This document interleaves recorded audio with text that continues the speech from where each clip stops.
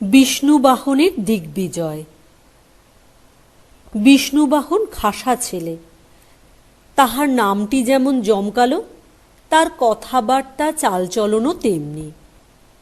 বড় বড় গম্ভীর কথা তাহার মুখে যেমন শোনাইত, এমন আর কাহারও মুখে শুনি নাই।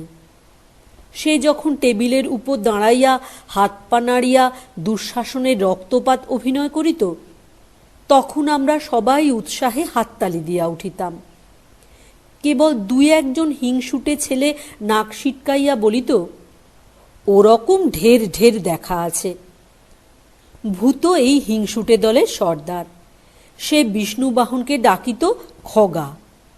কারণ জিজ্ঞাসা করিলে বলিত, বিষ্ণুবাহন মানে গরুড়, আর গরুড় হচ্ছেন খগরাজ। খগরাজ পায় লাজ নাসিকা অতুল, তাই বিষ্ণুবাহন হলেন খগা। বিষ্ণুবাহন বলিলেন, ওরা আমার নামটাকে পর্যন্ত হিংসে করে। বিষ্ণুবাহনের কে এক মামা চন্দ্রদ্বীপের দিগ্বিজয় বলে একখানা নতুন নাটক লিখিয়াছেন। বিষ্ণুবাহন একদিন সেটা আমাদের পড়িয়া শোনাইল। শুনিয়া আমরা সকলেই বলিলাম, চমৎকার।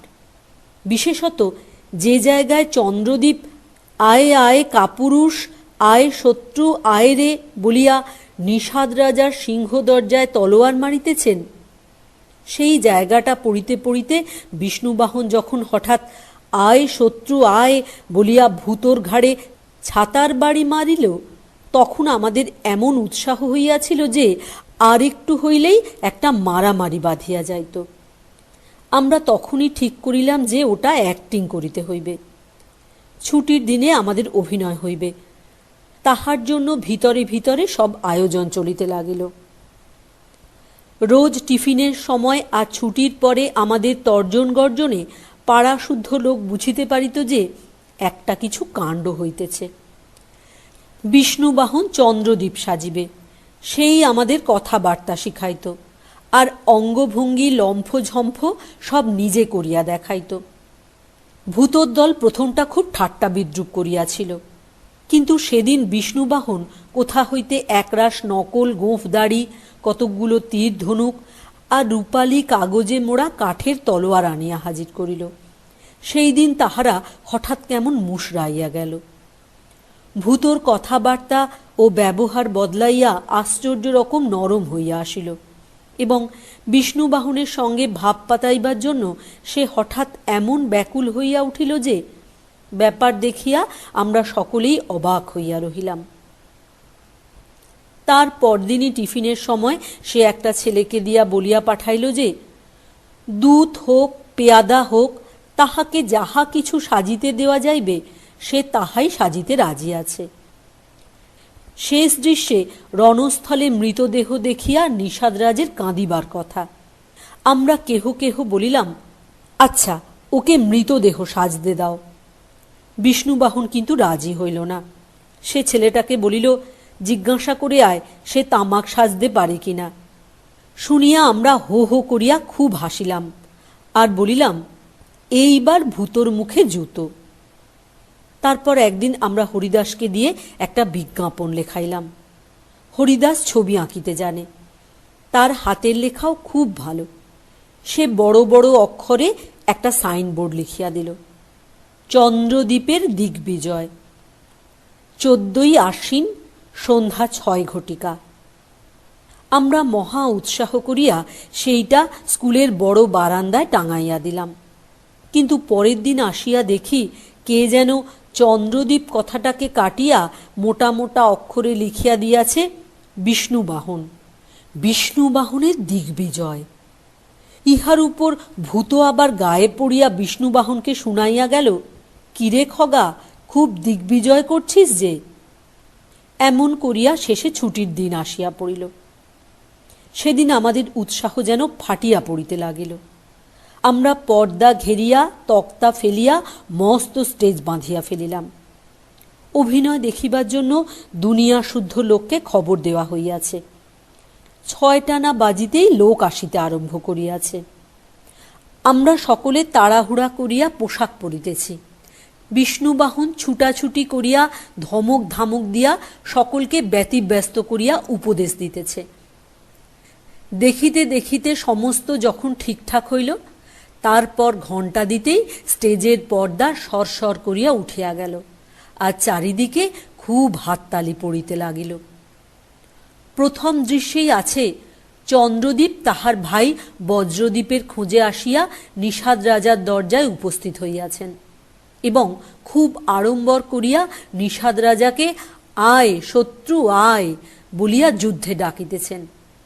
যখন তলোয়ার দিয়া দরজায় মারা হইবে, তখন নিষাদের দল হুঙ্কার দিয়া বাহির হইবে আর একটা ভয়ানক যুদ্ধ বাঁধিবে। দুঃখের বিষয়, বিষ্ণুবাহনের বক্তৃতাটা আরম্ভ না হইতেই সে অতিরিক্ত উৎসাহে ভুলিয়া খটাং করিয়া দরজায় হঠাৎ একটা ঘা মারিয়া বসিল। আর কোথা যায়, অমনি নিষাদের দল মার মার করিয়া আমাদের এমন ভীষণ আক্রমণ করিল যে নাটকে যদিও আমাদের জিতিবার কথা, তবু আমরা বক্তৃতা টক্তৃতা ভুলিয়া যে যার মতো পিঠ টান দিলাম। বাহিরে আসিয়া বিষ্ণুবাহন রাগে গজরাইতে লাগিল। আমরা বলিলাম, আসল নাটকে কি আছে কেউ তো তা জানে না, না হয় চন্দ্রদ্বীপ হেরেই গেল। কিন্তু বিষ্ণুবাহন কি সে কথা শোনে?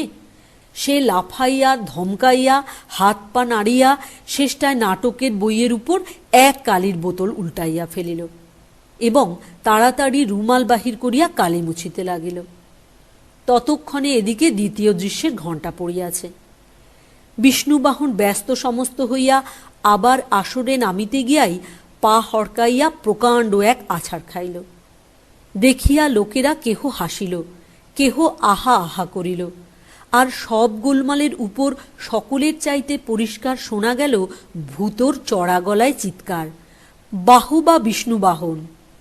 বিষ্ণুবাহন বেচারা এমন অপ্রস্তুত হইয়া গেল যে সেখানে যাহা বলিবার তাহা বেমালুম ভুলিয়া সেনাপতি, এই কি সে রত্নগিরিপুর বলিয়া একেবারে চতুর্থ দৃশ্যের কথা আরম্ভ করিল। আমি কানে কানে বলিলাম, ওটা নয়। তাহাতে সে আরও ঘাবড়াইয়া গেল। তাহার মুখে দরদর করিয়া ঘাম দেখা দিল। সে কয়েকবার ঢোক গিলিয়া তারপর রুমাল দিয়া মুখ মুছিতে লাগিল। রুমালটি আগে হইতেই কালি মাখা হইয়াছিল, সুতরাং তাহার মুখের চেহারা এমন অপরূপ হইল যে আমাদেরই হাসি চাপিয়া রাখা মুশকিল হইল। ইহার উপর সে যখন ওই চেহারা লইয়া ভাঙা ভাঙা গলায় কোথায় পালাবে তারা শৃগালের প্রায় বলিয়া বিকট আস্ফালন করিতে লাগিল, তখন ঘর শুদ্ধ লোক হাসিয়া গড়াগড়ি দিবার জোগাড় করিল। বিষ্ণুবাহন বেচারা কিছুই জানে না।